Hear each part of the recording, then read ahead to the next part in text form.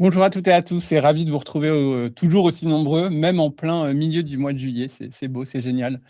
Pour ceux qui ne me connaissent pas encore, je suis Yves Le Grouillet, je suis directeur marketing chez iAdvise et on se retrouve aujourd'hui pour parler de nos projets de l'été.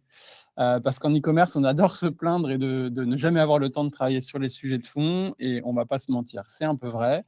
Parce que le reste de l'année, on court un peu dans tous les sens. Il y a les soldes d'hiver, la nouvelle collection, les soldes d'été, Black Friday, Noël, le budget de l'an prochain. Bref, vous connaissez l'histoire. Mais en ce début de mois de juillet, il se passe quelque chose d'assez rare. La pression retombe, on sort enfin la tête de l'eau et on a donc 8 semaines modulo le nombre de semaines de congé qu'on prend pour les plus chanceux pour s'attaquer à ces fameux problèmes de fond. Du coup, aujourd'hui, on a voulu vous préparer un truc un petit peu spécial, un vrai cahier de vacances spécial e-commerçant. 3 exercices pour vous inspirer et vous pousser à profiter à fond de cette période estivale. Et pour ça, j'ai réuni les meilleurs professeurs du retail que je connaissais, et je vous remercie encore à tous d'être là aujourd'hui pour vous prêter à ce format un peu inédit. Du coup, on commencera avec Florian Vino, qui est CRO analyste chez Cultura, pour parler de Conversion Rate Optimization, évidemment, mais surtout de comment bien préparer son site pour la fameuse peak season. Bienvenue, Florian. Merci Yves et merci pour l'invitation. Et puis, on enchaînera sur un deuxième exercice avec Aurélie Camus de Léa Nature, qui nous parlera d'agent IA pour l'e-commerce, mais surtout de ce qu'on en apprend sur nos clients. Merci encore, Aurélie, de te prêter à l'exercice. Merci, bonjour à tous. Et enfin, Benjamin Prévost, le cofondateur de l'agence Benedict, qui clôturera notre cahier de vacances avec un petit contrôle sur le thème de l'acquisition et des stratégies publicitaires. Bienvenue Ben, je peux t'appeler Ben, parce que je t'appelle tout le temps Ben. Bien sûr, Fier de dire bien Ben. sûr, bien sûr. Évidemment, merci pour l'invitation en tout cas Yves, et très content d'être ici et de pouvoir partager ça avec tout le monde. De rien, c'était un plaisir. Si vous êtes prêts, Madame, Messieurs, je vous propose qu'on attaque directement dans le vif du sujet. Et on commence donc avec toi, Florian, pour un premier exercice de l'été sur le thème de maximiser son taux de conversion. C'est bien ça? Exactement, c'est bien ça. On sait que sur la fin d'année, l'objectif principal, ça va être de réussir cette période clé de business, l'une des plus importantes pour beaucoup de retailers, forcément. Et l'objectif va être effectivement de maximiser son taux de conversion et d'optimiser cette fin d'année avec toutes les opérations commerciales qui s'y prêtent. Et du coup, quand on préparait l'exercice, tu me parlais d'un plan en 3 temps que tu avais chez Cultura, c'est ça? C'est ça. La première phase, forcément, c'est celle qu'on fait actuellement pendant l'été. Ok. C'est la phase de préparation. On va essayer de préparer un peu sur nos outils tout le nécessaire finalement pour pouvoir démarrer cette fin d'année le plus efficacement possible. Ensuite, on va avoir forcément la phase d'action. Donc, c'est ce qu'on appelle chez nous l'ultra run pour être réactif et s'assurer au jour le jour que tout fonctionne correctement, forcément.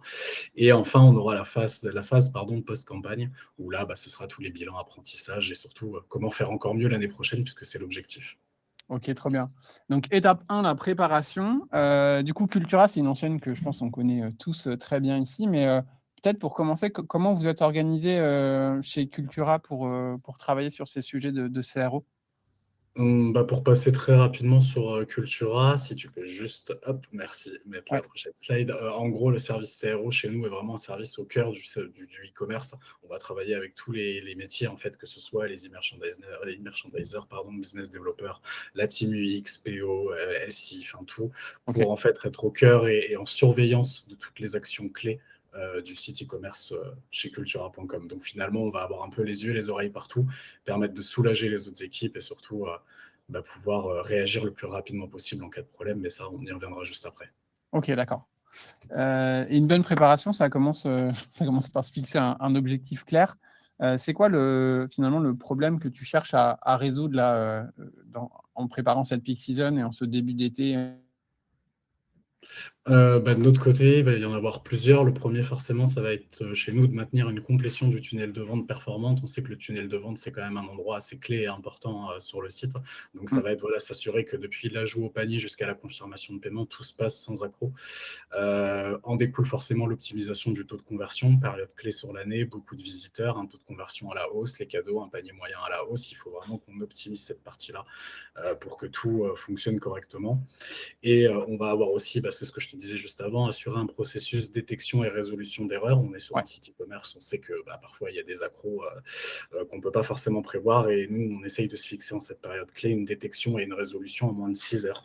C'est-à-dire Ok, qu'effectivement, la résolution ne va pas dépendre que de nous, mais en tout cas, on s'oblige à alerter le plus rapidement possible, à donner les cartes à la team SI pour pouvoir, on va dire, corriger tout ça le plus rapidement possible.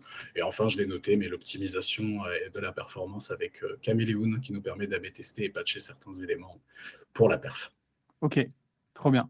Donc, du coup, pour atteindre cet objectif, j'imagine que tu as quelques prérequis. Là, tu parlais de préparation. C'est quoi les actions que tu citais là tout à l'heure en début d'été, que tu commençais dès maintenant pour préparer la peak season? Nous, pour préparer cette peak season, justement, on va utiliser un outil qui s'appelle Content Square. Alors, je Ok, pense que beaucoup de monde connaît, mais j'espère que je perdrai pas trop de monde quand même. Et l'objectif, voilà, c'est vraiment de faire de l'expérience analysis. On va pas analyser que de la data, mais vraiment comment se comportent les utilisateurs sur notre site.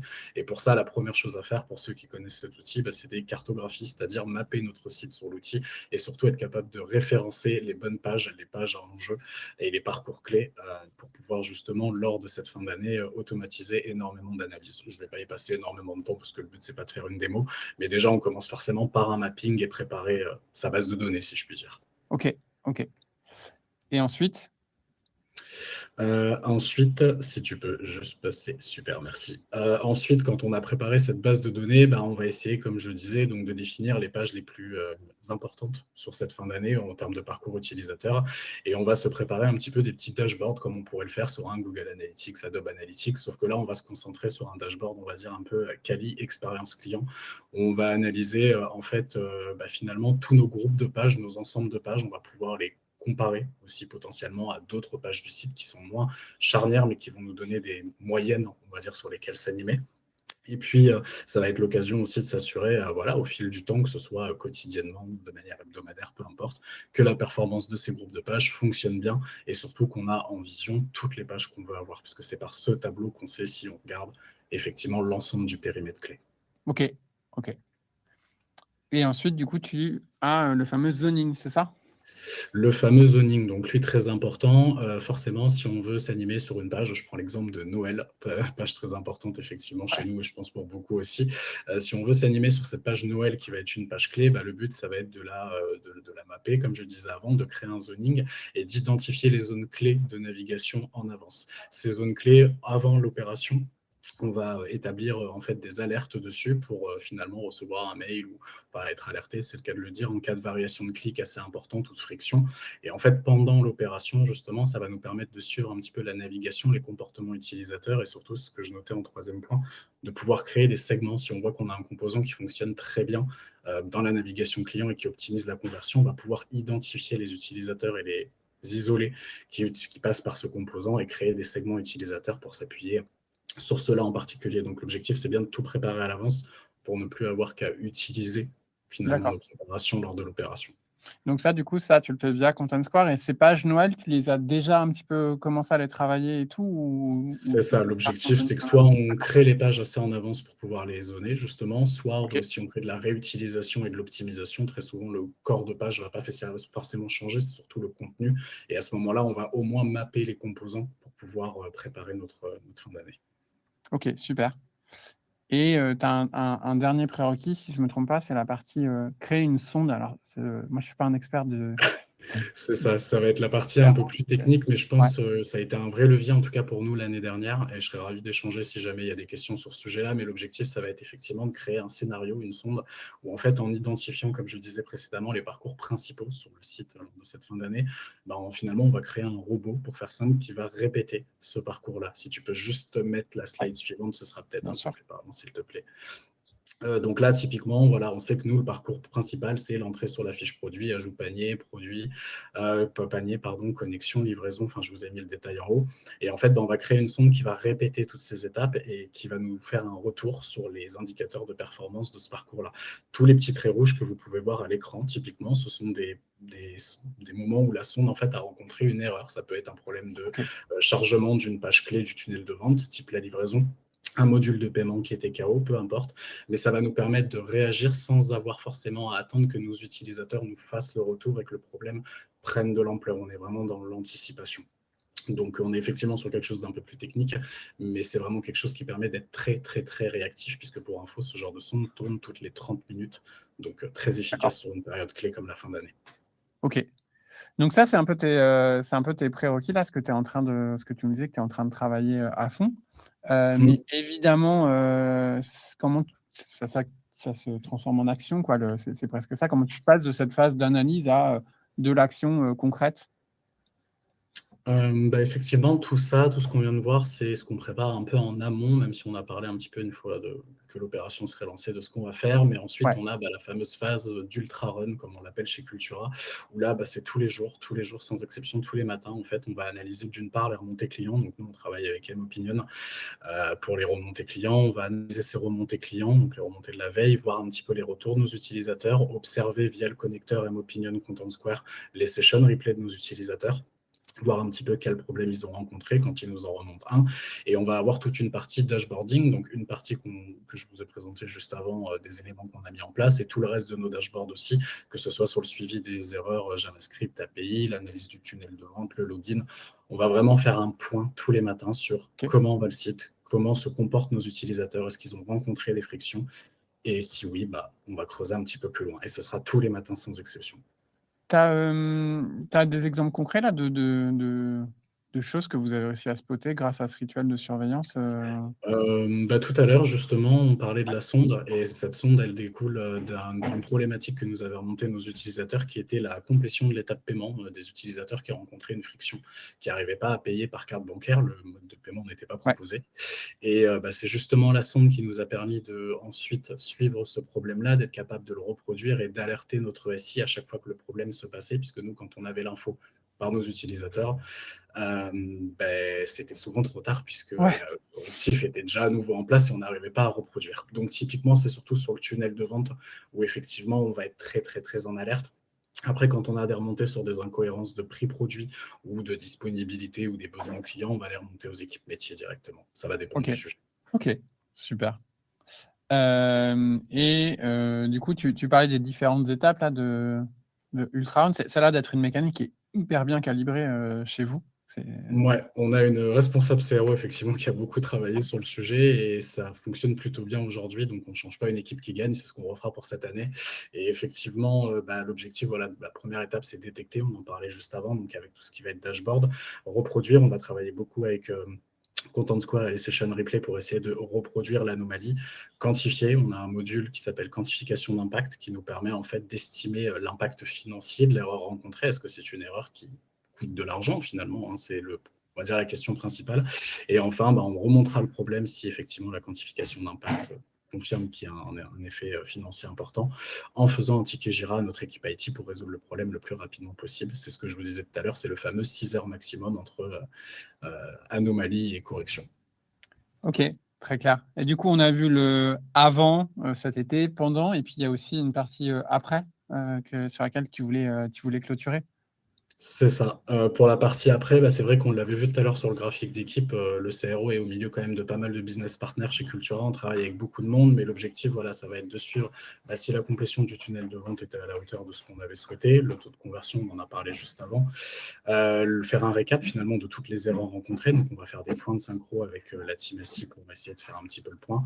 Et enfin, l'analyse des tests et patch caméléon qu'on a mis en place. Il y a énormément de choses que nous, on ne va pas analyser, type la performance des métiers, des produits, ce genre de choses, mais au moins, on va se créer des points de synchro avec les équipes métiers, merchandisers et business développeurs pour faire le point sur, finalement, Cultura.com au global, comment ça s'est passé, qu'est-ce qu'on a réussi à faire, ce qu'on n'a pas réussi, et surtout, qu'est-ce qu'on peut faire de mieux l'année prochaine. Donc, on aura beaucoup de points de synchro avec les business partners. Trop bien. Merci beaucoup, Florian. Peut-être une dernière petite question. Si tu devais reproduire ça ou si tu devais donner un conseil à un père qui construit cette mécanique, c'est quoi le premier réflexe là, attaquer cet été la phase de préparation, là, ce que tu disais, s'outiller pour mesurer? Exactement, ce serait s'outiller et surtout mapper l'ensemble de ces pages clés et surtout anticiper. C'est compliqué quand on n'a pas forcément d'historique, mais c'est être capable d'avoir en vision vraiment chaque page, chaque parcours, chaque potentiel point de friction et être le plus réactif possible puisque chaque journée coûte très cher à cette période de l'année. Ouais, on voit que c'est une vraie boucle d'apprentissage qui se répète et qui s'amplifie. Super. Merci beaucoup, Florian, pour ce premier exercice de CRO. C'était très concret, Merci. très chouette. On a un gros agenda, alors j'enchaîne immédiatement sans aucune transition avec notre deuxième exercice. dans une discipline très différente qui est celle de la Customer Voice. T'es prête, Aurélie? Oui, je suis là. Je suis Super. prête. Peut-être qu'on peut commencer par rapidement présenter Léa Nature. Oui, donc Léa Nature, c'est un groupe français indépendant qui existe depuis 1993 et on fabrique et distribue des produits bio et naturels dans le domaine de l'alimentation bio, la cosmétique, la santé bien-être et tout ce qui va être entretien maison, donc beaucoup d'univers. On a des marques comme Jardin Bioéthique, Sobioéthique, au Thermal Jonzac. On est vendu en grande et moyenne surface et on est également présent dans les réseaux de distribution spécifiques comme les pharmacies, les parapharmacies et les magasins bio. Et au niveau du digital chez La Nature, on a notamment un accompagnement assez porté sur le développement de l'activité e-commerce, qui est une activité secondaire de notre activité principale, qui est la grande distribution. Et on a une forte attention qu'on porte à l'expérience client, la performance commerciale et surtout à la qualité de nos contenus online. Ah oui, finalement, en fait, le site internet, pour toi, le site e-commerce, c'est le moyen d'être en relation d'ailleurs avec ses clients, puisque sinon, tu as toujours l'intermédiaire de la grande distribution, en fait, aujourd'hui. Oui, l'objectif de notre activité e-commerce, c'est d'être présent. En fait, on a une forte volonté qui est de démocratiser aussi l'accessibilité aux produits bio et naturels. Donc, en fait, on voulait aussi être sur le canal e-commerce. Et donc, en fait, ça nous permet aussi de rentrer en relation directe avec nos clients qu'on n'a pas forcément par l'intermédiaire du réseau principal GMS et réseau spécialisé. Ok, super, super clair. Et donc, avec iAdvise, sur Léa Nature, on a lancé l'assistant shopping IA d'iAdvise, donc sur ce site e-commerce, dans ce but d'améliorer initialement vraiment la conversion sur le site. Et ça fait vraiment écho à ce que Florian partageait juste avant, comme aussi un moyen de détecter, anticiper des frictions dans le parcours d'achat et de résoudre ça. Donc, on a fait un A/B test, les résultats étaient hyper positifs. Comme vous le voyez à l'écran, on a fait plus de 8% d'incrément sur le taux de conversion et plus de 16% sur le revenu par visiteur. Mais l'exercice du jour, il ne porte pas sur ça, même si je suis très content qu'on ait fait Supermétrique. Mais c'est plus sur le fait que derrière cette performance, il y a plus de 17 000 conversations, donc des questions de la part de clients qui sont finalement une vraie mine d'or que vous n'aviez pas encore analysée en profondeur. Qu'est-ce qui t'a poussé à creuser ce point? À quel moment tu t'es dit il y a quelque chose à aller trouver dans ces conversations générées sur le site? Alors, en fait, au démarrage, on était vraiment focalisé sur la performance commerciale. C'est Ouais. trouver des leviers qui nous permettent de faire de l'acquisition et du CA incrémental. Et donc, on s'est vraiment focalisé sur les résultats de performance. Et au fur et à mesure, on a commencé un peu à creuser un peu le sujet et à voir qu'on disposait d'un beau volume de conversation, en fait, qui était assez quand même significatif.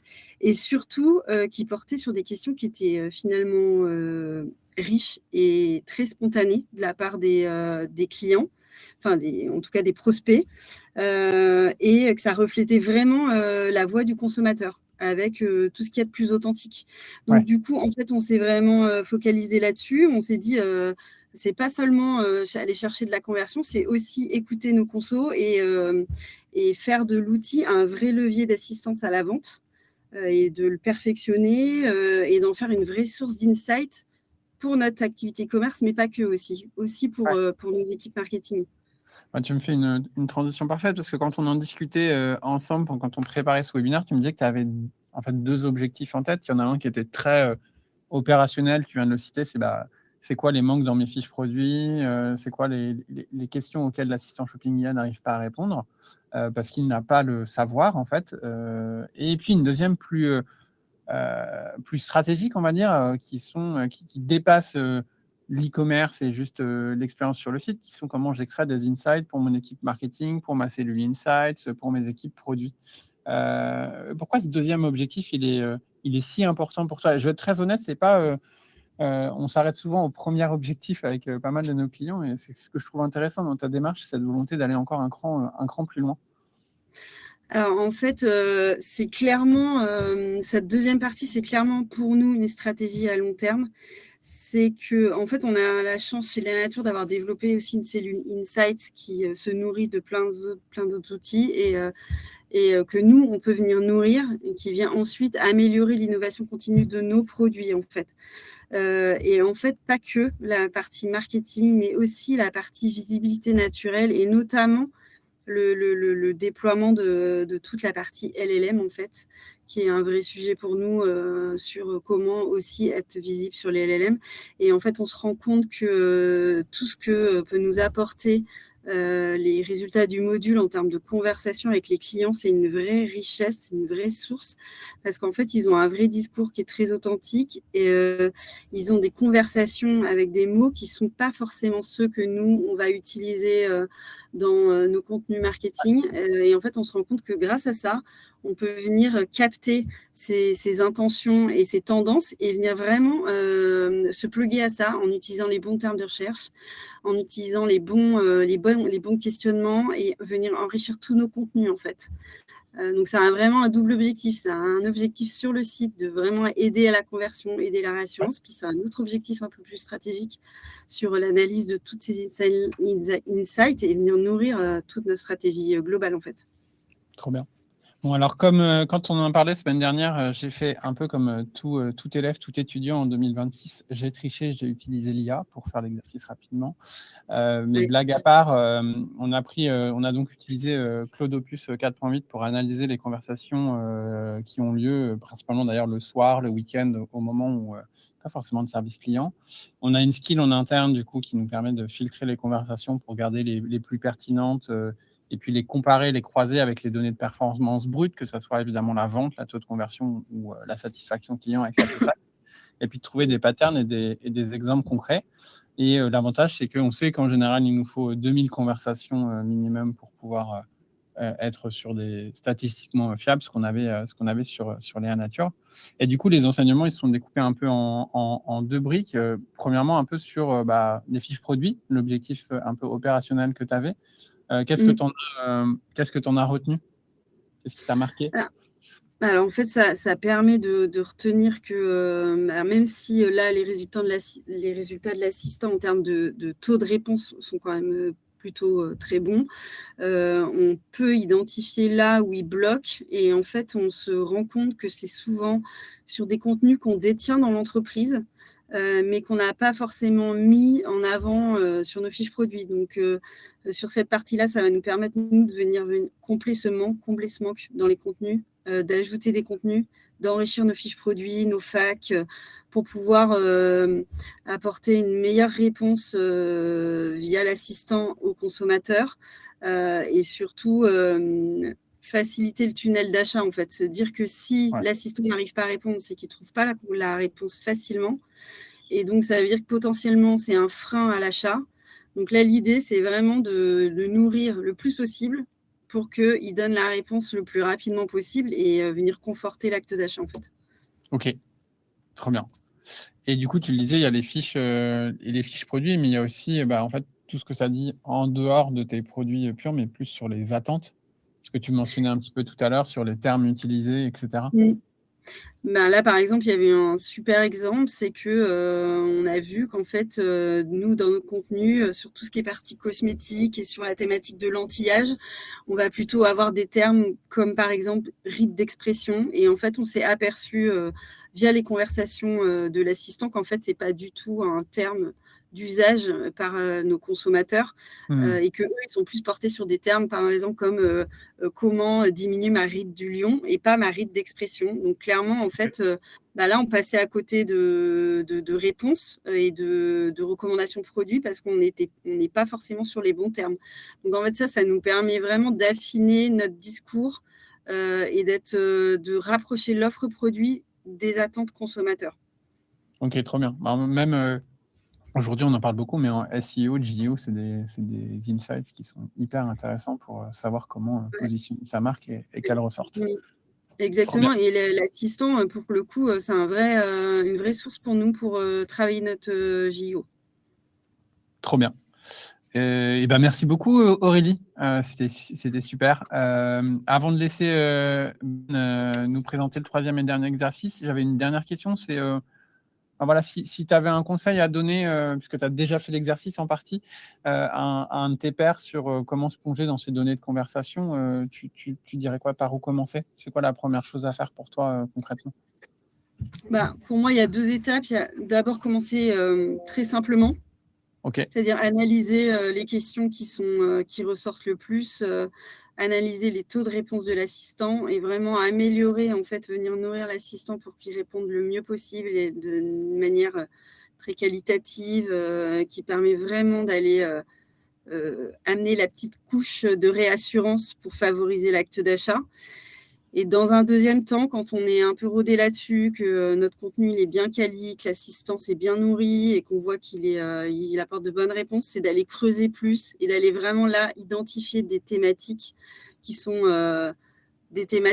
récurrentes, qui peuvent aller nourrir l'innovation produit ou qui peut carrément aller identifier des tendances, parce qu'en fait, ça nous permet aussi d'identifier des tendances de consommation et du coup, de venir nourrir les équipes marketing et insight pour leur dire attention, là, on a un petit sujet, on a plein de consommateurs qui recherchent tel type de produit, et voilà, et d'aller plus loin, et pas seulement voir l'assistant que comme un moteur de réponse serviciel, mais ouais, vraiment comme un outil aussi qui vient nourrir le marketing.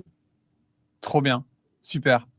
Eh ben, merci beaucoup Aurélie. Et puis d'ailleurs, si vous êtes intéressé sur la méthode un peu plus technique et comment on a exploité l'IA pour faire cet exercice, n'hésitez pas. On termine ce cahier de vacances avec un dernier exercice proposé par Ben de Ben Evite. Alors Ben, dans ce cahier de vacances, tu m'as choisi la page un peu Black Friday, voilà, en plein mois de juillet. De quoi tu veux nous parler? Ouais, exactement. J'ai choisi la page acquisition Black Friday Peak Season pour le mois de juillet parce que ça commence très largement maintenant. Cette partie-là, on va le voir en détail, mais un Q4 qui est réussi, c'est un Q4 qui est bien préparé. Je vous ai découpé ça en 3 parties. Donc, on va voir une par une. La première, c'est le bilan. Ensuite, c'est ce qu'on va faire pendant l'été. Et ensuite, la partie en septembre, la répétition générale. Ok, donc l'urgence de demain matin, ce qu'on doit traiter rapidement, c'est le bilan de S1, puis après, les nouvelles offres pour tester en Exactement. septembre et pas improviser complètement son Black Friday. Super. C'est exactement ça. T'as déjà un ou deux exemples concrets d'offres Black Friday qu'on fait leur preuve l'an dernier, sur lesquelles on peut Ouais, je vais capitaliser? vous en présenter une juste après, là, un Eh petit ben, peu plus c'est loin. parfait. Si tu veux, je vous la montre, je vous parlerai de ça au moment Ouais. où on parle de cette partie offre. Comme ça, je vous Ok, donnerai un trop exemple bien. d'un de nos Pardon, clients qui est je assez suis trop intéressant. pressé. Je suis trop pressé. Il n'y a pas de souci. La première partie, du coup, c'est l'analyse des données. Vous le savez, c'est ce qui a le plus de valeur chez vous. Parfois, elles sont mal analysées, parfois on les regarde même pas. Ouais. Je vais vous expliquer comment on fait chez nous, comment on fait avec nos clients, pour que vous puissiez le refaire chez vous, tout simplement. Ok. Première chose, analyse du semestre. Première partie, c'est la partie analyse créa. On utilise un outil qui s'appelle Motion, c'est ce qu'on appelle un outil de creative analytique. C'est Motion l'outil le plus connu pour ça, c'était le premier. Il y en a d'autres, c'est aussi le plus cher. En général, ça va de pair, c'est le plus connu et le plus cher. Mais effectivement, il y en a d'autres. Vous êtes évidemment libre de faire ce que vous voulez avec les outils. Nous, on bosse avec Motion depuis le début et on est en partenariat avec eux. Donc, on utilise Motion tout simplement. Qu'est-ce qu'on va faire dans Motion? C'est une très bonne question. Qu'est-ce qu'on va faire dans Motion qu'on ne peut pas faire sur Meta, sur TikTok? C'est qu'on va pouvoir centraliser les données et les analyser de manière correcte sans devoir faire des exports dans tous les sens et que ce soit le bazar. Je vous ai pris là un screen sur Respire, donc que probablement vous avez déjà entendu parler à minima, qui est une marque française et avec qui on travaille sur la partie effectivement créa. Et donc là, je vous ai mis le tableau simplement pour vous montrer à quoi ça ressemblait. Mais grosso modo, vous allez pouvoir, grâce à la partie nomenclature de vos créas, donc le nom que vous allez donner à vos créas sur les différentes plateformes, faire des analyses par top créative, donc par investissement publicitaire. Donc on va voir, OK, sur quelle créative on a absorbé le plus d'investissement, quels angles marketing ont absorbé le plus d'investissement. Donc on va pouvoir grouper par angle marketing, par persona. On va pouvoir aussi faire des splits par format, peut faire des exclusions sur différents time zones, etc. L'outil est très, très complet, donc ça permet d'aller très loin et c'est ultra important. Là, ici, vraiment, le but, c'est essayer de comprendre quelle créa en fait, se retrouve dans le top, en tout cas, fait le mieux son job en fonction des différents critères que je vous ai listés à gauche. Donc là, l'avantage, c'est d'arriver à le faire rapidement en plus. C'est ce que tu dis, c'est le côté. Ouais, rapidement. Et puis souvent, en fait, il y a un enjeu quand même qui est de dire vous n'avez pas besoin d'aller mettre les mains dans chacun des managers, aller chercher les données, exporter les données. Pour ceux qui ont déjà utilisé un manager sur Meta, ce n'est pas le meilleur outil pour faire des analyses. T'es très poli. Pour être honnête. Ouais. C'est parce qu'on bosse trop avec Meta. Mais oui, tout à fait. Enfin, c'est pas un outil qui est adapté à ça. Là, en fait, l'avantage, c'est qu'une fois que les rapports ils sont construits, vous pouvez le donner à des équipes marketing, etc. Vous pouvez faire des rapports uniquement pour les équipes marketing, franchement, c'est très, très cool. Et ça a été fait pour ça. Et pour le coup, ils le font bien. OK. Donc, analyse des créas et après, analyse plus du tunnel pour voir où est le souci, c'est ça? Exactement. En fait, il y a des choses que vous allez devoir essayer de comprendre. C'est au niveau de votre structure de vos comptes publicitaires et du tunnel, mais disons du tunnel, ce que j'appelle le tunnel publicitaire. Florian et Aurélie parlaient des tunnels de conversion, etc. Ici, c'est quand même pas tout à fait la même chose. On n'est pas encore à ce niveau-là. On est quand même à un niveau en dessous où on va essayer de comprendre le CTPR, donc la conversion entre les clics et l'achat, la conversion entre les clics et l'ajout panier. Où est-ce que j'en suis? Est-ce que je suis dans mon benchmark de mon site ou est-ce que j'y suis pas? Motion vous propose certains KPI.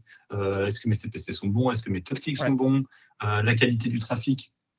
Donc, on parle de coût par session engagé en fonction des sources et des supports. C'est très intéressant. L'idée, là, c'est de dire, est-ce qu'il y a un truc obvious qu'on a raté et en fait, on peut le corriger ou en tout cas, on peut l'améliorer.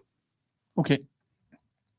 Et dernière étape, plus s'orienter finalement sur l'offre, c'est ça? Sur la mécanique promotionnelle? Exactement. Mécanique et offre. L'idée, c'est de savoir qu'est-ce qui nous permet d'acquérir de nouveaux clients. On va le voir juste après, mais c'est probablement la plus grosse erreur que de regarder juste le chiffre d'affaires et pas les différentes mécaniques, les différentes KPI qui vont bien, donc CAC new client, donc CAC NC, par type d'offre qu'on a mis en place, par angle marketing qu'on pousse, par persona et par produit. C'est ultra important. Il y a des produits qui vont faire un coût d'acquisition nouveau client qui va être plus élevé, moins élevé, et il y a le piège des LTV.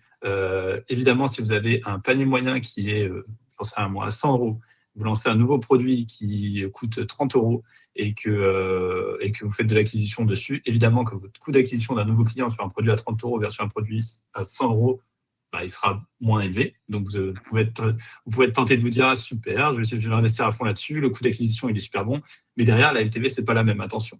Donc, c'est là où il y a le piège dans lequel, malheureusement, il y a pas mal de gens qui tombent. Alors là, je vous le fais entre 100 et 30, donc c'est assez obvious, mais des fois, ça peut être le même panier moyen, mais vous avez un coût d'acquisition qui est moins élevé. Par contre, le réachat, il n'est pas du tout au rendez-vous. Donc, il faut faire très, très attention à ça.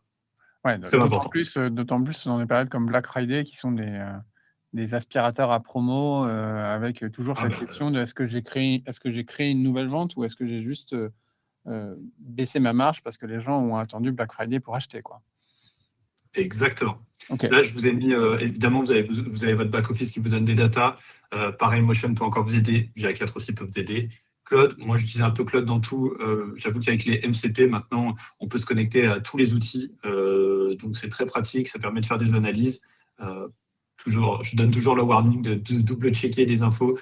Je n'ai pas jusqu'ici eu de mauvaises surprises, mais on ne sait jamais. Globalement, c'est quand même quelque chose qui fonctionne bien et qu'il faut utiliser. Si vous n'utilisez pas, vous perdez bien évidemment du temps. OK.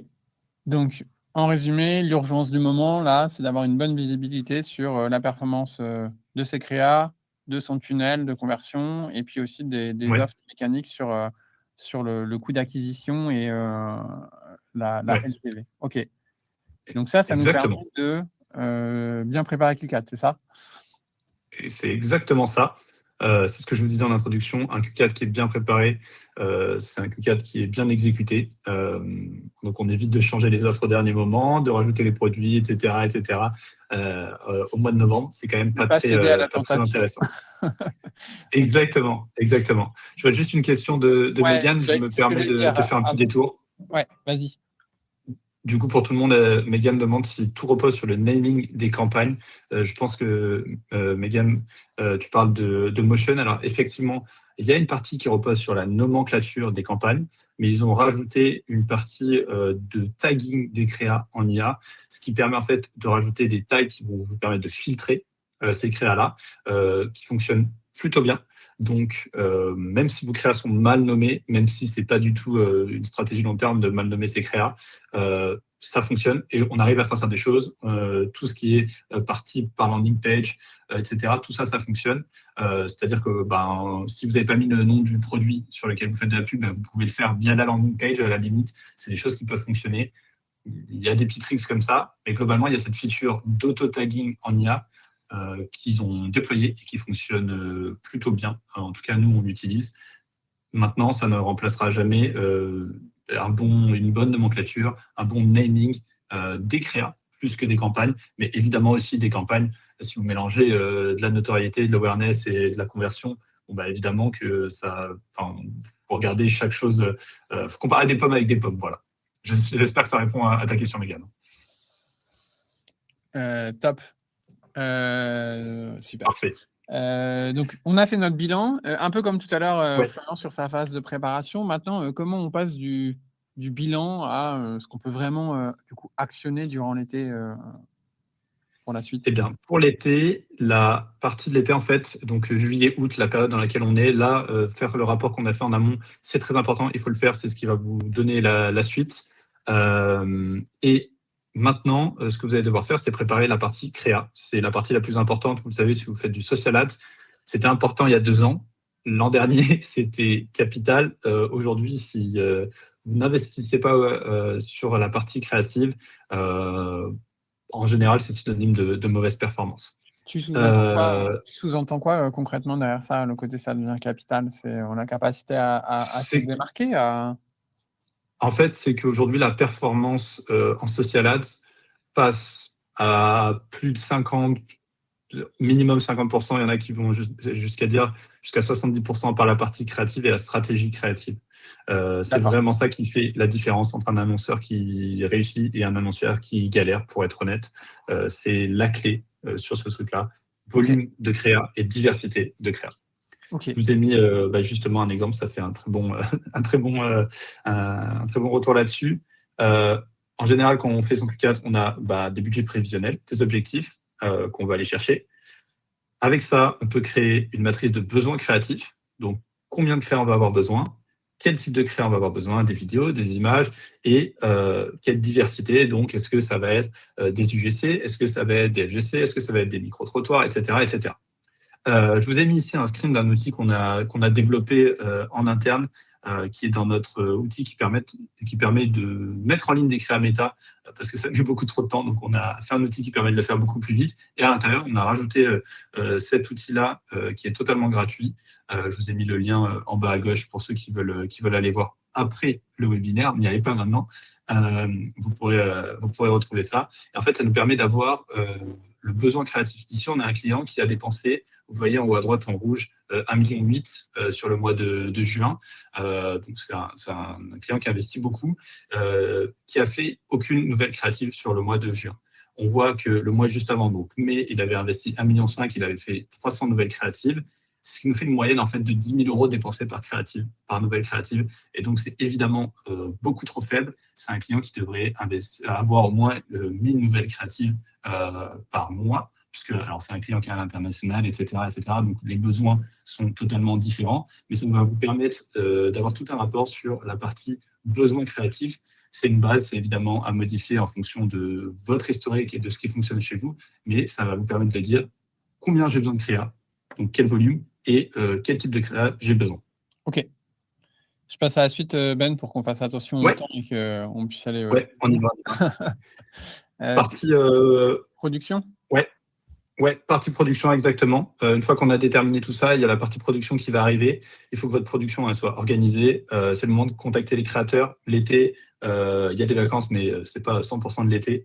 L'avantage aussi, c'est que sur cette partie-là, vous pouvez avoir des prix. C'est très intéressant. Je vous conseille d'utiliser des diagrammes comme ça vous permet de comprendre où sont les trous dans votre stratégie, quel type de créa, quel angle marketing n'a pas été couvert. Trop clair. Super.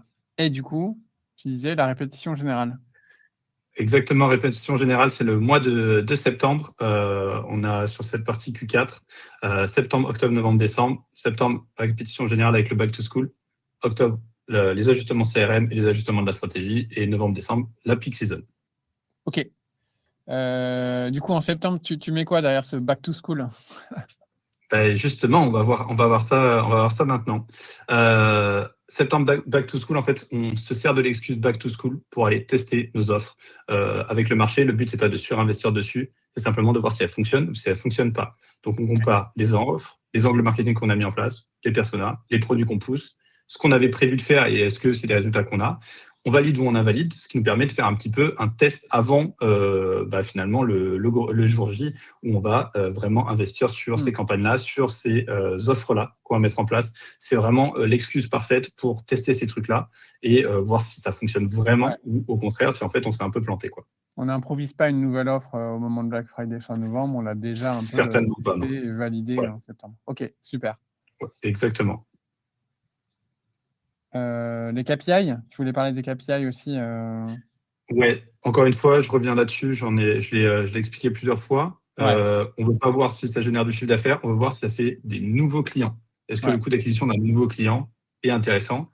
Le but de la peak season, c'est d'acquérir des nouveaux clients. Oui, on va faire beaucoup de chiffre d'affaires, mais surtout, on veut faire de l'acquisition de nouveaux clients. On ne veut pas dépenser de l'argent pour donner de l'argent, faire des réductions à des gens qu'on a déjà acquis, en fait. Et c'est ce que je mets un peu en détail dans le. Exactement, c'est ce que je mets dans la prochaine slide.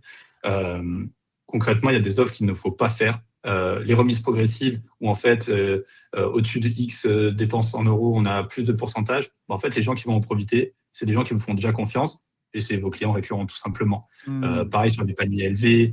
Toutes les offres en fait, qui sont orientées sur augmenter le panier ou acheter un truc que les gens n'achètent jamais parce que c'est plutôt vos returning clients qui achètent, il ne faut pas le faire. Ce qu'il faut faire, c'est avoir des produits qui sont adaptés à ça. Je vous ai mis un exemple de Oli, là, qui est un autre de nos clients. Eux, ils ont un starter set de luxe, là, ce que vous voyez. Et en fait, il y a une réduction, ça coûte, alors ils ont une version moins chère, mais là, il a 60 au lieu de 120, avec une gourde, plusieurs goûts d'essai, etc. Ça, c'est pas un truc que quelqu'un qui connaît le produit va acheter. Lui, il va acheter juste les goûts que lui, il veut. Et la gourde, il l'a déjà. Donc, il ne va pas dépenser 60 balles pour acheter un truc qu'il n'a pas besoin ou il y a des goûts qui sont dedans qu'il n'aime pas, quoi. Donc, c'est vraiment ça le point que je voulais souligner ici et qui est très important. Ok, c'est hyper important, tu as raison. Je suis le premier des fois à attendre les moments des soldes pour voir si ce que j'avais dans ma petite shopping list tombe ou pas. Exactement. Du coup, en conclusion, 4 exercices à lancer dès maintenant, c'est ça? Le petit Exactement. récap, la solution à Faire votre analyse. Ouais, tout à fait. C'est ça la solution. C'est faire votre analyse, préparer vos créas, tester votre offre en septembre et ensuite vous serez paré pour le lancement durant la peak season. J'ai totalement dépassé, excuse-moi.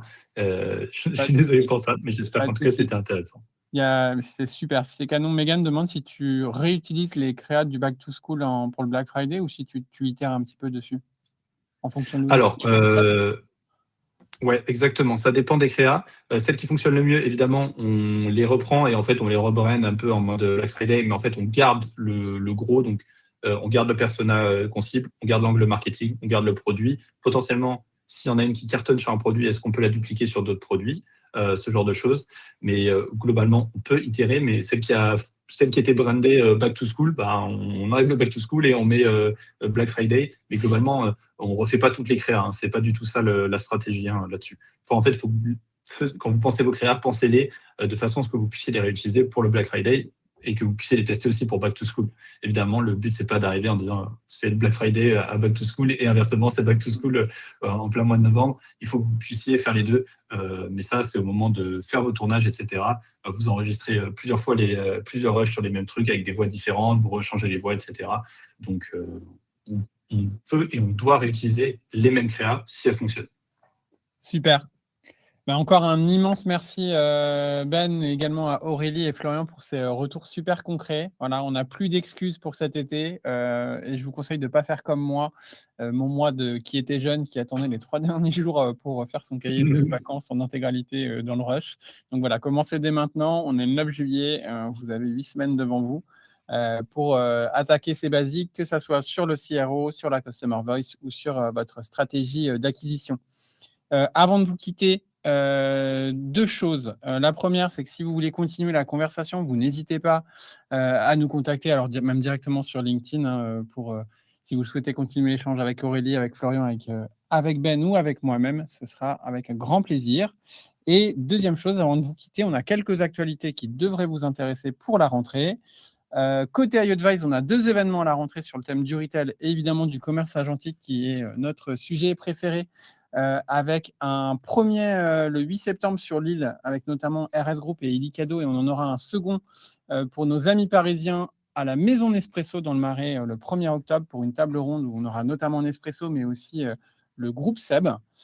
Voilà. Nos amis donc de Ben et Vic, et donc vous y croiserez Ben, eux vous donnent rendez-vous de leur côté sur le très beau rooftop parisien de Meta, si mes souvenirs sont bons, le 29 septembre pour parler publicité sur Meta et IA, c'est ça?